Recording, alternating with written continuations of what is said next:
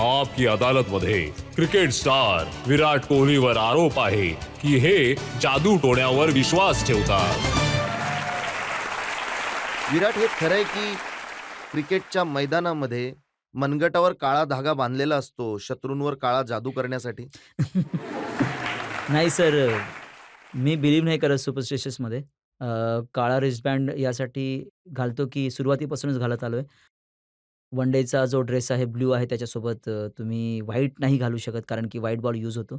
Taste मॅचेसमध्ये different आहे. Red ball आहे तर व्हाईट बँड यूज करू शकतो. पण इतका सुपरस्टिशियस नाहीये मी. आधी होतो मी खूप. पण त्याने खूप, खूप, खूप जास्त प्रेशर येतं.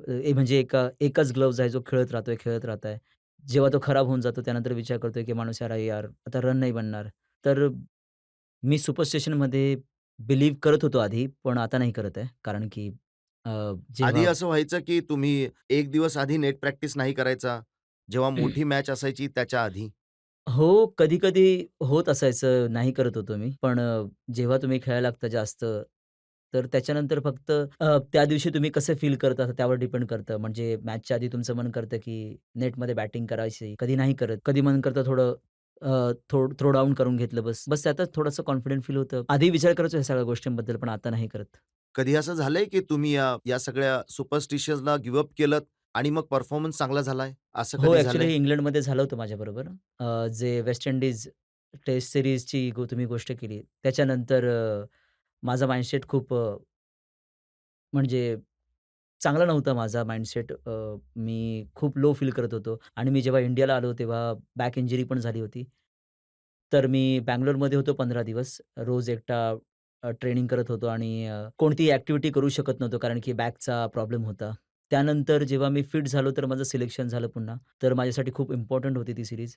कारण की एका पूर्ण सीरीजनंतर खूप इम्पोर्टंट असतं कमबॅक करणं. तर त्यावेळी मी पहिल्या मॅचमध्ये रन बनवले होते. त्यानंतर 3 मॅचमध्ये रन नाही बनले. तर मग माझा मूड थोडा डिप्रेसिंग होऊन गेला. तर त्यानंतर मग एम-एस धोनीने बोलवून घेतलं आणि माझ्याशी बोलले. तर त्यांना वाटलं की माझा मूड ठीक नाही वाटत आहे. तर त्यांनी मला विचारलं की "काय प्रॉब्लेम आहे?" तर मी सांगितलं की असं माझा माइंडसेट हे झालाय. तर ते म्हटले की "कोणत्याही गोष्टीबद्दल विचार करू नको. फक्त जाऊन खेळ." तर त्या दिवशी मी जी लास्ट मॅच होती आमची कार्डियाकमध्ये वन डे मॅच. तिथे मी एक नवीन रिस्टबँड, नवीन ग्लोव्हज, नवीन पॅड्स, सगळं काही गोष्टी नवीन, नवीन बॅट. एक वेळा पण खेळलो नव्हतो त्या आणि त्यामध्ये सेंचुरी बनवली.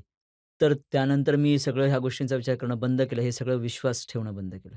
तर हा एक असा दिवस होता की जितके सुपरस्टिशन्स होते ते एकदम सुटून गेले त्या नक्कीच. एक्सपिरियन्समुळे. हो, हो, हो.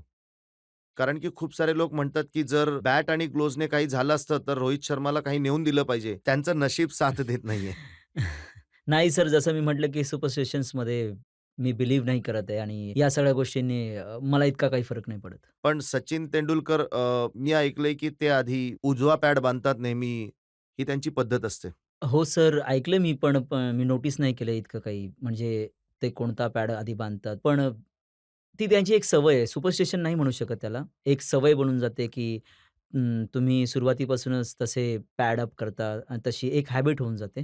तुम्ही टेस्ट मॅच जास्त खेळायला पसंत करता, की मग T20 मॅच? मी पर्सनली टेस्ट मॅच जास्त खेळणं पसंत करतो. पण तुम्हा लोकांना बघण्यामध्ये कदाचित T20 जास्त मजा येते. हे तर मी गॅरंटीसोबत म्हणू शकतो. परंतु as a as a cricketer personally जे सॅटिस्फॅक्शन टेस्ट मॅचमध्ये परफॉर्म करण्यामध्ये येतं, T20 किंवा वन डे मॅचेसमध्ये नाही येत. त्यांनी हा पूर्ण प्रश्न नाही विचारला. त्यांनी विचारलं की T20 खेळण्यामध्ये मजा येते, टेस्ट मॅच खेळण्यामध्ये मजा येते, की ॲड शूटमध्ये जास्त मजा येते?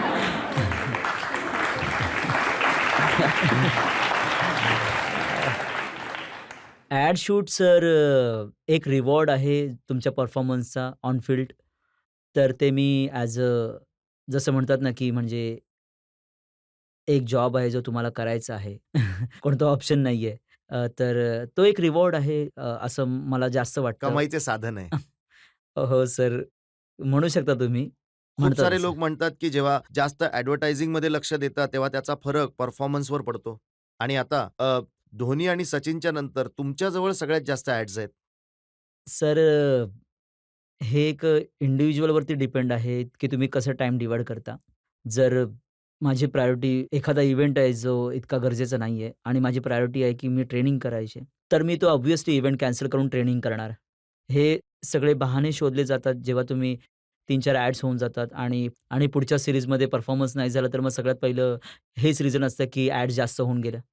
पण ॲड्स तुम्हाला मिळतातच क्रिकेट परफॉर्मन्समधून जे रिअलाईज करणं फार गरजेचं आहे आणि मी या गोष्टीला जरूर मानतो, की टाईम स्पेंड जातो, पण माझी फर्स्ट प्रायोरिटी नेहमी क्रिकेट आहे. तर तुम्ही जनतेला कमीत कमी हे वचन देऊ शकता, की तुमची प्रायोरिटी ही नेहमी क्रिकेट राहील आणि जर ॲडव्हर्टायझिंगच्या कारणाने तुमच्या क्रिकेटवर फरक पडला, तर तुम्ही त्यापासून दूर राहाल. नक्कीच सर, जर फरक पडणार असेल, तर मी नक्कीच सोडेन ती गोष्ट. सर माझा प्रश्न असा होता, की मूव्हीजमध्ये दिसाल तर मग तुम्ही काय प्रिफर कराल? As a cricketer role play करणार किंवा रोमॅन्टिक हिरो? तुम्हाला कोणी सांगितलं, की मी मूव्हीजमध्ये सर येतो? ऐकलंय आम्ही न्यूजमध्ये. ऐकलं न्यूजचं तर इतकं ऐकत नाही.